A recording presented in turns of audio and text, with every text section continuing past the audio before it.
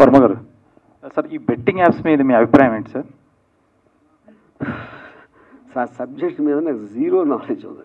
అంటే 24 గంటలు సార్ మీరు మొబైల్ మీద ఎక్కువ ఉంటారు, అంటే అందరం ఉంటున్నాం కాబట్టి ఇప్పుడు. అప్పుడు గతంలో మిమ్మల్ని ఎవరు అడగలేదా దీనికి ప్రమోట్ చేయమని బెట్టింగ్ యాప్స్ని? నో, నన్ను ఇప్పుడు ఎవరు అడగలేదు.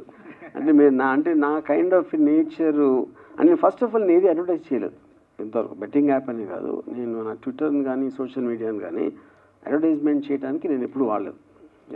ఒకవేళ చేయాలనుకుంటే ఎలాంటి ప్రోడక్ట్ చేస్తారు సార్ మీరు, మిమ్మల్ని వెయిట్ చేయాలనుకుంటే? అంటే ఇప్పుడు నాకు ఇష్టం వచ్చిన అంటే maybe what I can connect, అది కాకుండా ఇప్పుడు ఈ పర్టికులర్ ఎలిమెంట్లో నాకు తెలిసినంతవరకు నేను గమనించింది, ఇప్పుడు అది లీగల్లా కాదని ఎవరికైనా తెలిసేది ఏదో కూడా తెలియదు. ఇప్పుడు ఫస్ట్ ఆఫ్ ఆల్ ఇప్పుడు ఎవరో సెలబ్రిటీ దగ్గరికి వచ్చి నా బట్టలు ప్రమోట్ చేయండి, లేకపోతే నా సినిమా ట్వీట్ పెట్టండి, లేకపోతే ఏదో ఇలాంటి రకరకాలు అడుగుతారు సెలబ్రిటీని. కానీ సెలబ్రిటీకి ఎలా తెలుస్తుంది అసలు అది కరెక్టా కాదా అని? ఆ నాలెడ్జ్ ఉంది అని ఎలా ప్రీసపోజ్ చేసుకుంటున్నారు? ఇప్పుడు చాలా పెద్ద స్టార్స్ ఇంక్లూడింగ్ అమితాబ్ బచ్చన్ గారు, లేకపోతే నాగార్జున ఏదో కళ్యాణ్ గోల్డ్ చేస్తారు. ఆ గోల్డ్ కరెక్టే కాదు నాలుగేళ్ళకి తెలుస్తుంది. So that is a separate this thing. So ఆ క్లారిటీ అనేది even the government are the concern department should give. ఇలా చేస్తే తప్పు అని అది ఎడ్యుకేట్ చేయకుండా గవుక్కున ఒక ఐడియా వచ్చేసి ఎన్ఫోర్స్ చేయడం అనేది కరెక్ట్ కాదని నా ఫీలింగ్. బతికితే చాలామంది వర్మలా బతకాలని చాలామంది అనుకుంటారు, అంటే విన్నాం కూడా.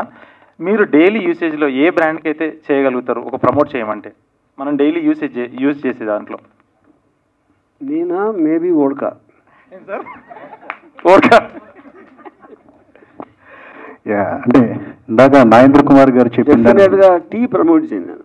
టీ ఎందుకంటే నాకు టీ ఎందుకంటే ఫర్ సమ్ రీజన్ నాకు ఇష్టం లేదు.